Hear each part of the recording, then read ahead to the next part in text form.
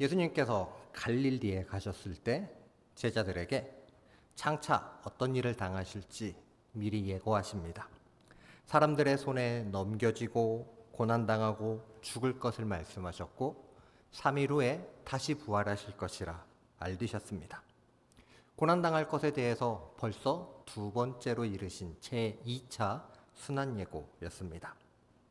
그런데 이 말씀을 듣고 가버나움을 향해 가는 동안에 제자들 사이에 다툼이 생겼습니다. 예수님께서 자꾸만 죽을 것에 대하여, 부활할 것에 대하여 말씀하시는 것을 보니 이스라엘 나라를 회복하시려나 보다. 이제 우리를 따르는 무리들이 많아졌으니, 예수님과 함께하는 수천 명의 사람들이 있으니 뭘 좀 해볼 수 있을까 싶지 않은 마음이 제자들에게 생겨났던 것이죠. 시간 순서대로 살펴보자면 말라기 선지자 이후 무려 400년의 시간을 넘어 세례 요한이 등장했습니다. 이 세례 요한은 백성들에게 참 많은 인기와 호응을 얻었습니다. 마태복음 4장 7절에서 보면은 일반 백성들뿐만 아니라 종교 지도자들, 세례 요한이 나타나기 이전에 이미 거룩한 자, 경건한 자로 뭇 백성들에게 존경과 인기를 한 몸에 받고 있던 바리새인과 사두개인들마저도 세례 요한을 찾아갔습니다. 세례 요한을 찾아가 그들도 세례를 받고자 할 정도였으니 얼마나 인기가 있었는지 잘 알 수 있는 장면이죠. 그야말로 유대인들 사이에서 세례 요한에 대해 모르는 사람은 없었고, 그에게 세례받는 것은 백성들뿐만 아니라 지도자들에 이르기까지 모든 유대인이라면 당연히 해야 할 일로 여겨질 정도였습니다. 그래서 세례 요한의 가르침을 받고 따르는 제자들과 무리들도 제법 많이 생겼었지요.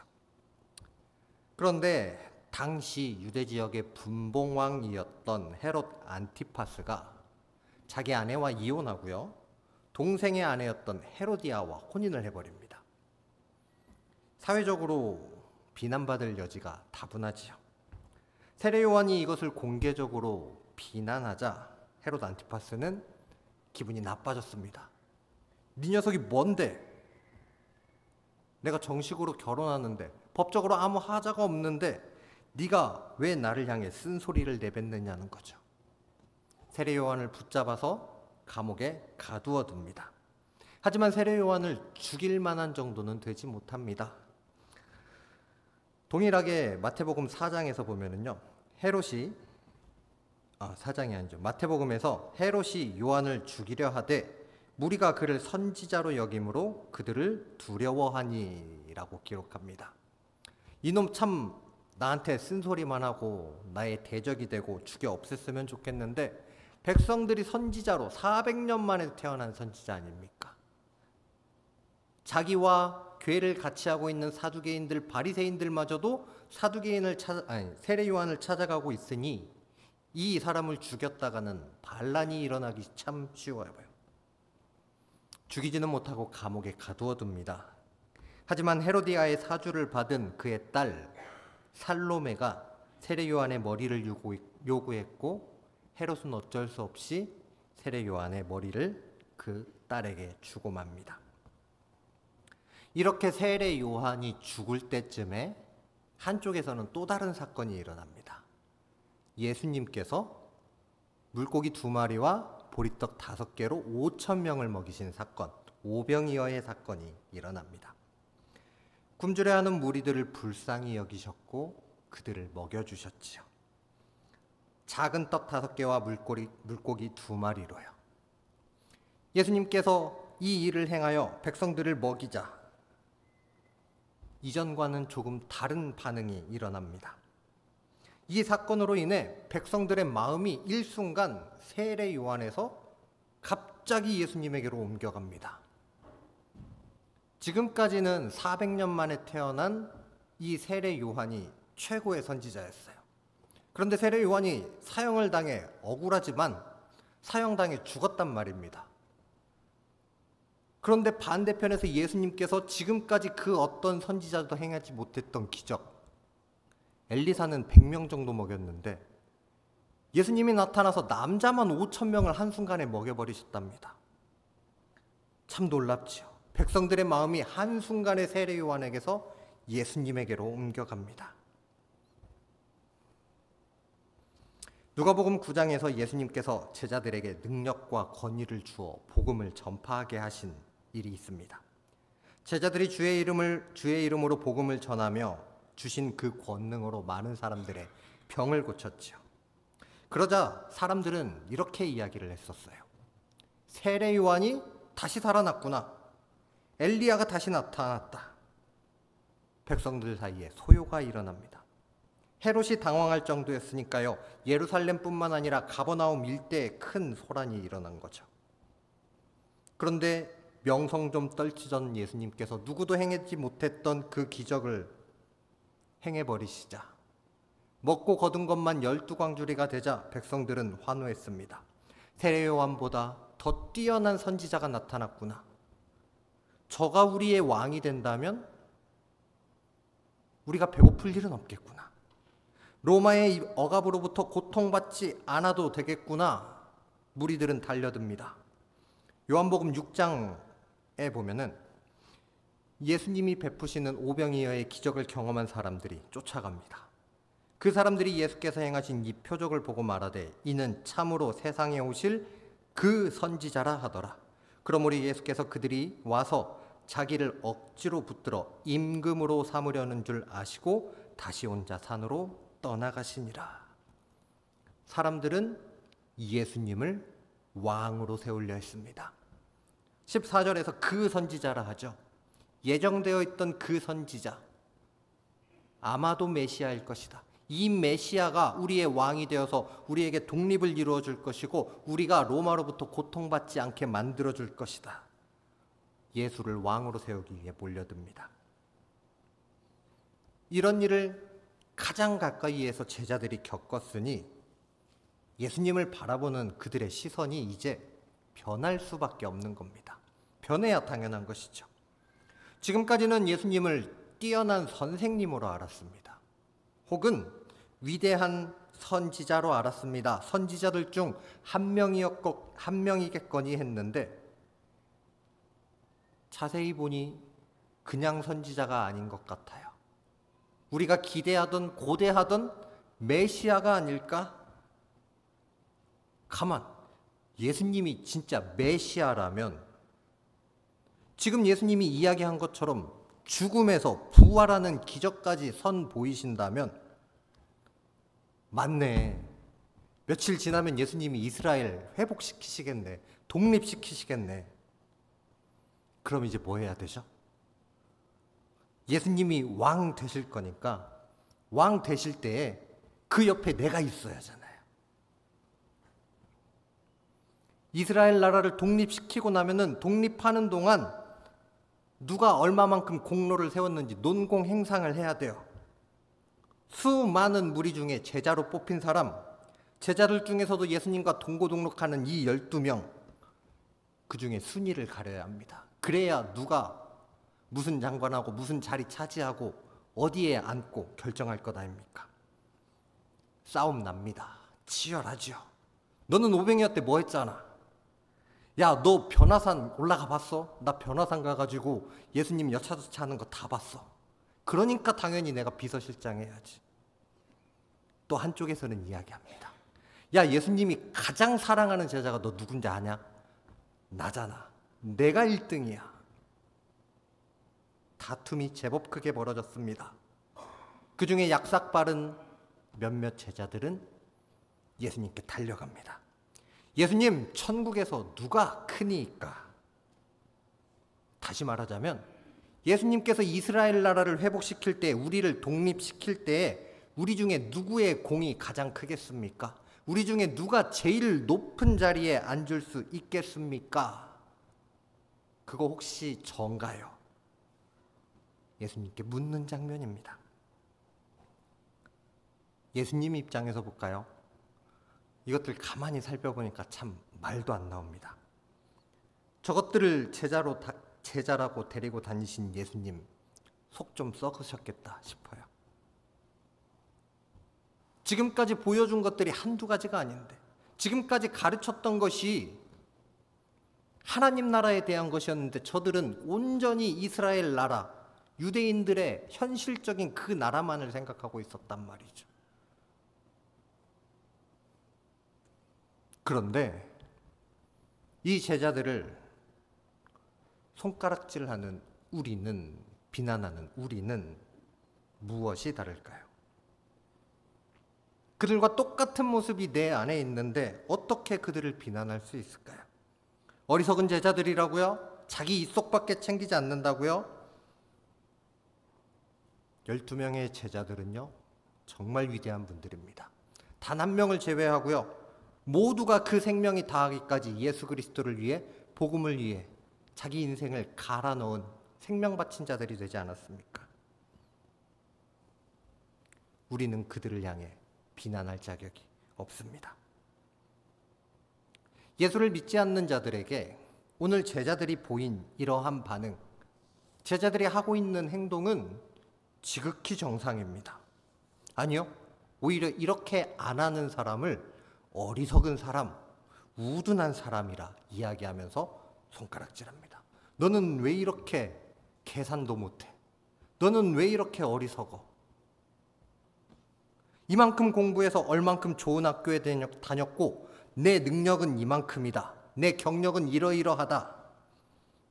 이력서라는 이름으로, 자기소개서라는 이름으로 나를 자랑하지 않으면 좋은 직장에 취직할 수 없는 시대 아닙니까? 예수님을 믿지 않는 세상은요, 자기를 높이라 이야기합니다. 높아져야 한다 이야기합니다. 부지런히 자신을 드러내야 하고요, 그것을 통해 내 손에 콩 한 쪽이라도 더 쥐어야 한다. 내 이름이 높아져야 많은 사람들이 나를 알아볼 테고 우러러봐 줄 것이라 말합니다. 그것은 세상에서 당연한 이치고 진리였습니다.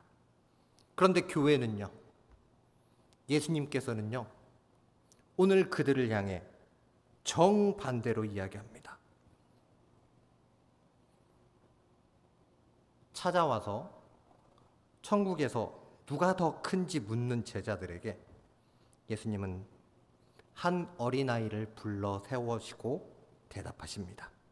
진실로 너희에게 이르노니 너희가 돌이켜 어린아이들과 같이 되지 아니하면 결단코 천국에 들어가지 못하리라. 스스로 자랑하던 모습, 다툴 때 뭐라고 다퉜을까요?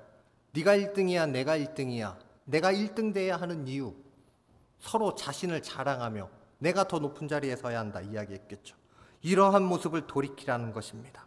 자신의 높음을 다투던 모습에서 돌이켜 회개하여 이 앞에 선 어린아이와 같이 겸손한 모습을 갖추어야 한다.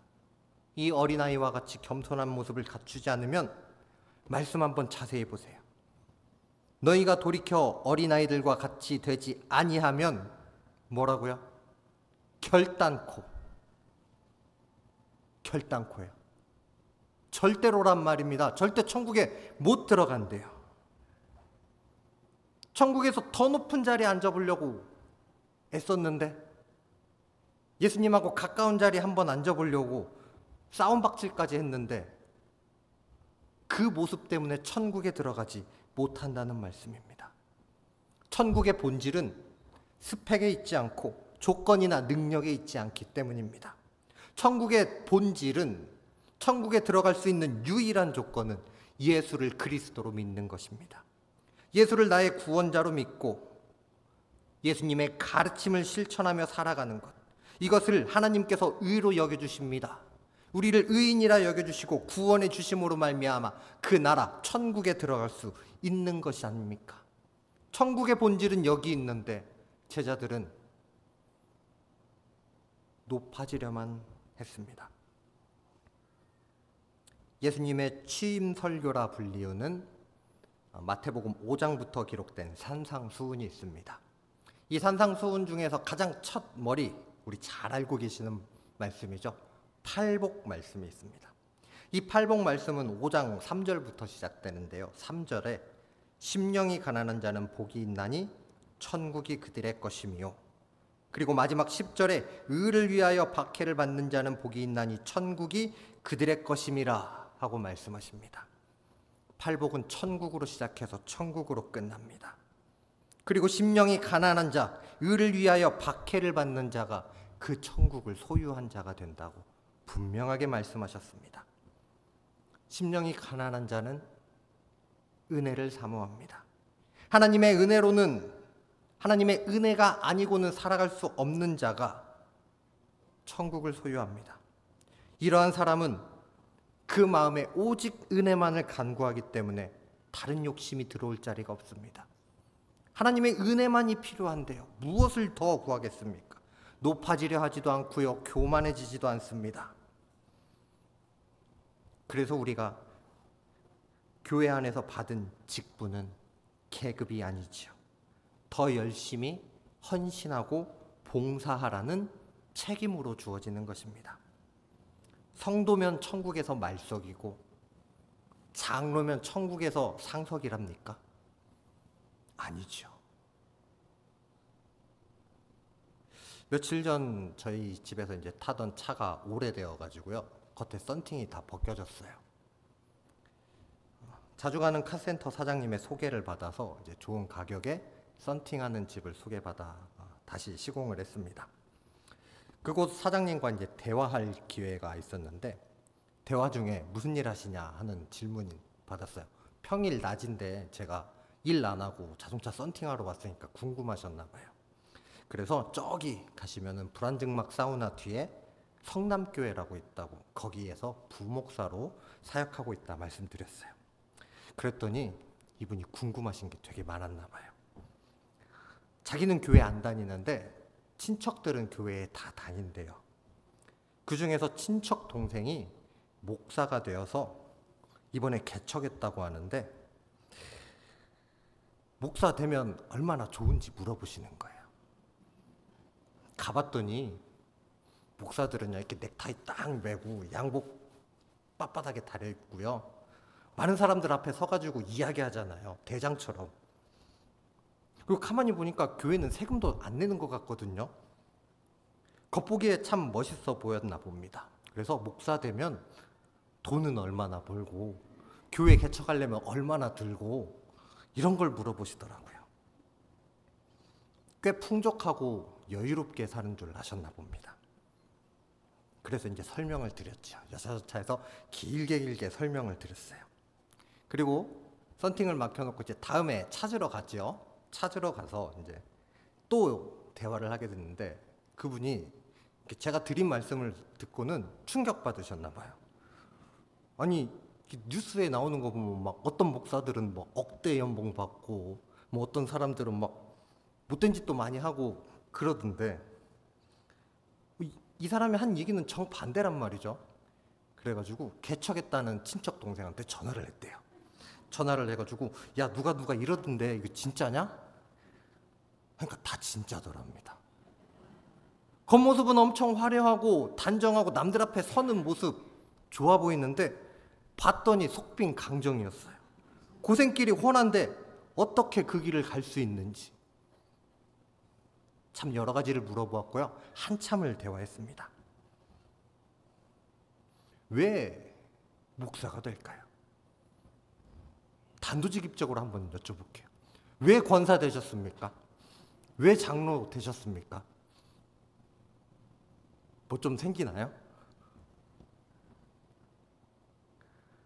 집사, 안수집사, 권사, 장로, 교회에서 직분을 받으면요, 세상에서는 감투를 하나 더 쓰면 한 계단 올라가는 거예요.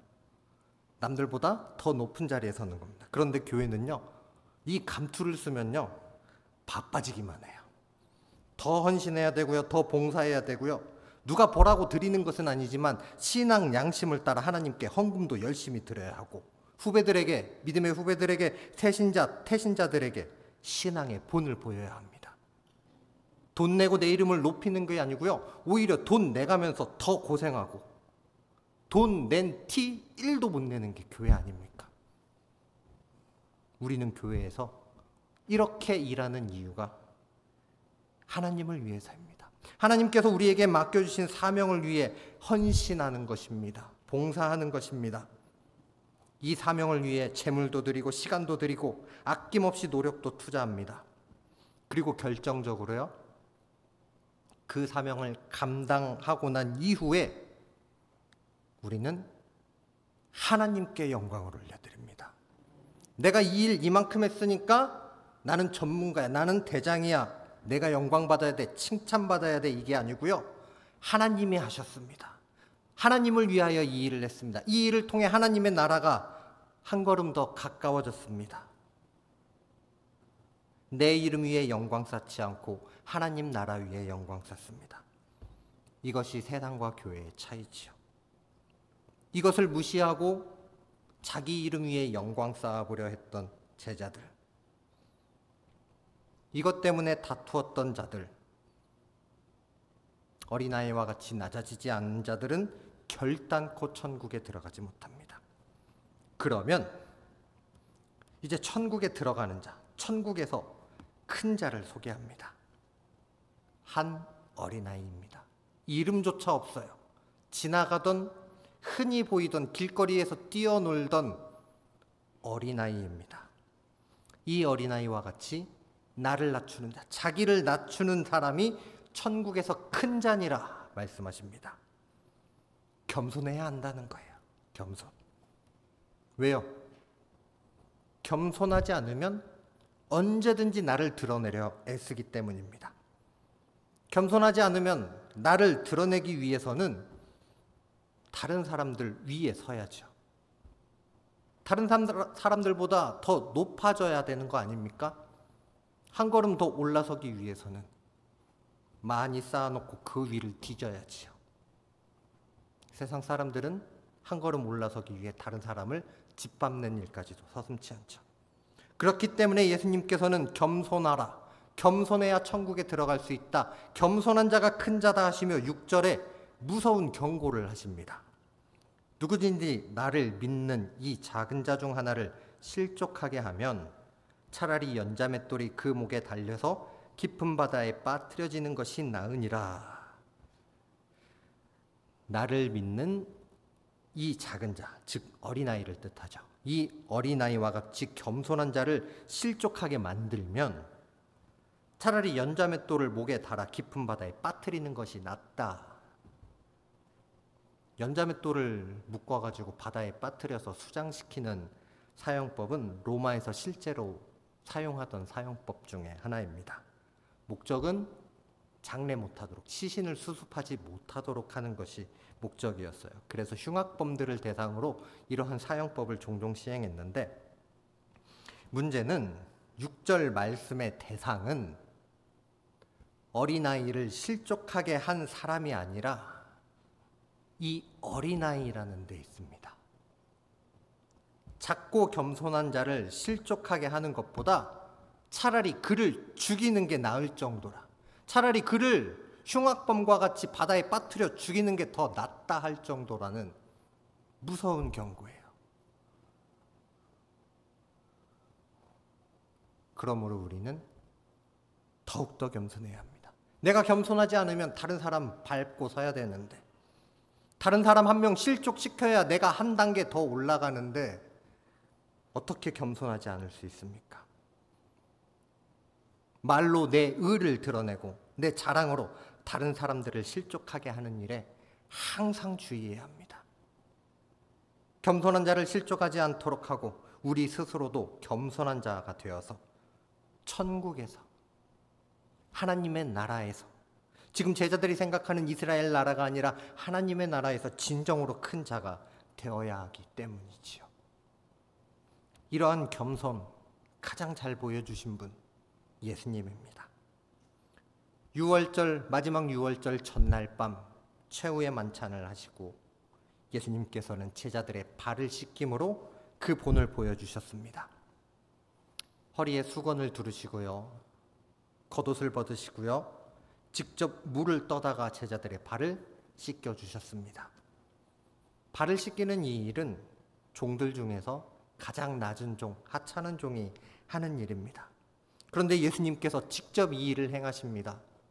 그리고는 제자들에게 내가 너희에게 행한 것 같이 너희도 행하게 하려 하여 본을 보였다 말씀하십니다. 겸손의 본을 이렇게까지 보이셨습니다. 가장 낮은 모습으로요.